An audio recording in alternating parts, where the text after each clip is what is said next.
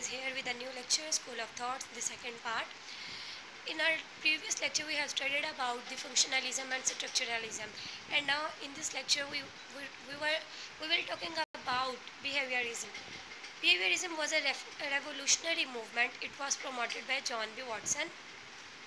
Watson's psychology would reject all mentalistic concepts and terms. According to him, such words as image, sensation, mind and consciousness were meaningless for a science of behavior. अब Watson ने जो है वो behaviourism जो है इसको introduce करवाया था स्कूल ऑफ थॉट को। अब और वाटसन की जो साइकोलॉजी है, जो उसके नज़दीक जो उसने स्टडीज़ की हैं, उसके मुताबिक मेंटलिस्टिक कॉन्सेप्ट और जो टर्म्स हैं वो कुछ भी नहीं है। और इसके अलावा जो ये वर्ड्स हैं जैसे इमेज, सेंसेशन, माइंड और कॉन्शियस, ये सब मीनिंगलेस है, ये सब मीनिंगलेस है साइंस ऑफ बिहेवियर के लिए। He believed that consciousness had no value for behavioral psychologist. Consciousness, इसके मुताबिक जो कॉन्शियसनेस है उसकी बिहेवियरल साइकोलॉजिस्ट के नज़दीक कोई वैल्यू नहीं होती। And it had never had been seen, touched, smelled, tasted or moved. Watson treated three major topics: instincts, emotions and thoughts. Watson developed his psychology in accordance with the underlying belief that all areas of behavior be considered in objective stimulus response terms. अब Watson ने जो है वो अपनी जो psychology बनाई थी उसमें उसने इस चीज़ को जो है वो अंडरलाइन किया था कि जो बिहेवियर होता है ना वो कंसीडर करता है हमेशा स्टिमुलस रिस्पॉन्स टर्म्स को। अब स्टिमुलस क्या है? कोई भी जनरल सी चीज़ हमारी इन्वायरमेंटल सिचुएशन में या हमारे इंटरनल कंडीशन में कोई भी जो चीज़ है वो हमारा स्टिमुलस होता है, और उस स्टिमुलस के जवाब में जो हम कोई भी एक्शन या हम जो रिएक्शन देंगे या हम जो भी बिहेवियर अपना शो करवाएंगे वो जो है वो हमारा रिस्पॉन्स होगा। अब इसके जो वाटसन के जो ओपोनेंट्स थे उनमें विलियम मैकडॉगल है, एडवर्ड एल थॉर्नडाइक है, एडवर्ड सी टॉलमेंट है, क्लार्क एल हल है, बी.एफ. स्किनर है, जूलियन रोटर और अल्बर्ट बेंड्यूरा। इन सब ने भी बिहेवियरिज्म में बहुत काम किया है। बेसिकली बिहेवियरिज्म को तीन तरह से जो है वो स्कूल ऑफ थॉट को कैटेगराइज किया गया था।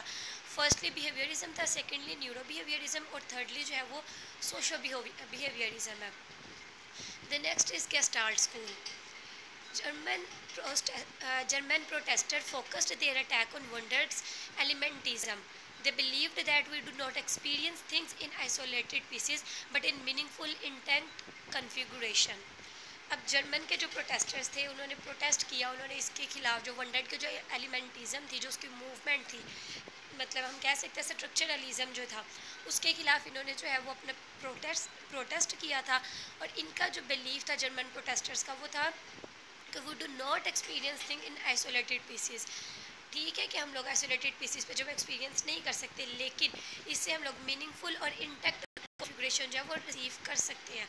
German word for configuration form a whole is gestalt. अब कॉन्फ़िगरेशन को जो है वो जर्मन में गेस्टाल्ट कहा जाता है, जिसकी वजह से इस नए स्कूल ऑफ थॉट का या इस नई साइकोलॉजी ब्रांच का नाम गेस्टाल्ट साइकोलॉजी रखा गया। अब गेस्टाल्ट साइकोलॉजी का जो आइडिया है या जो इसको लॉन्च किया गया वो किया है मैक्स वेथमर्ड ने। मैक्स वेथमर्ड ने जो है वो लॉन्च किया गेस्टाल्ट साइकोलॉजी को with his research on a perceptual phenomena, apparent motion and the study of perception become an important part of Gestalt program. अब Gestalt program या Gestalt movement जो इस मैक्स वेथमर्ड ने जो चलाई थी, अब इसमें जो इसका मेन जो था टास्क वो apparent motion था, perceptual phenomena और study of perception था। इसके अलावा कुछ कोफका और इसके अलावा वुल्फ गैंग कोहलर, इन लोगों ने भी बहुत ज़्यादा काम किया गेस्टाल्ट मूवमेंट के लिए। अब ये जो मूवमेंट थी इसने जो है वो काम किया ज़्यादातर परसेप्शंस पे, लर्निंग पे, थिंकिंग पे, पर्सनैलिटी, सोशल साइकोलॉजी और मूवमेंट पे। इनका ज़्यादातर काम इन टॉपिक्स पे रहा है गेस्टाल्ट साइकोलॉजी का। हर स्कूल ऑफ थॉट की तरह इनको भी क्रिटिसिज्म का सामना करना पड़ा। अब इनकी जो क्रिटिसिज्म में जो चीज़ें आई वो क्या देखने वाली थी कि critics of gestalt school of thought change that organisation of perceptual processes was not approached at a scientific as a scientific problem. अब इसका जो पहला क्रिटिसिज्म निकला था वो ये था कि ये जो ऑर्गेनाइजेशन है परसेप्चुअल प्रोसेस की, ये जो है इसकी साइंटिफिक प्रॉब्लम को अप्रोच ही नहीं करती, क्योंकि हम लोगों ने इसको एज अ साइंस पढ़ा, तो वो जब उसको अप्रोच ही नहीं करेगी तो वो किस तरह से एप्लीकेबल होगी। नेक्स्ट एक्सपेरिमेंटल साइकोलॉजिस्ट है. Experimental psychologist asserts that the gestalt position is vague and that basic concepts are not defined with sufficient rigor to be scientifically meaningful. इसमें भी वही चीज़ है कि जो इन्होंने जो अपनी गेस्टाल्ट पोजीशन जो इन्होंने इसमें अपनी बेसिक कॉन्सेप्ट्स दिए हैं उनको इन्होंने मीनिंगफुली डिफाइन नहीं किया हुआ, वो इनसुफिशेंट है. लिहाजा इस वजह से एक्सपेरिमेंटल साइकोलॉजिस्ट ने भी इनको क्रिटिसाइज़ किया है. Thank you so much. We will meet soon inshallah with new school of thoughts. Sorry, with more school of thoughts. तब तक के लिए अल्लाह हाफिज़, फ़ी अमान अल्लाह.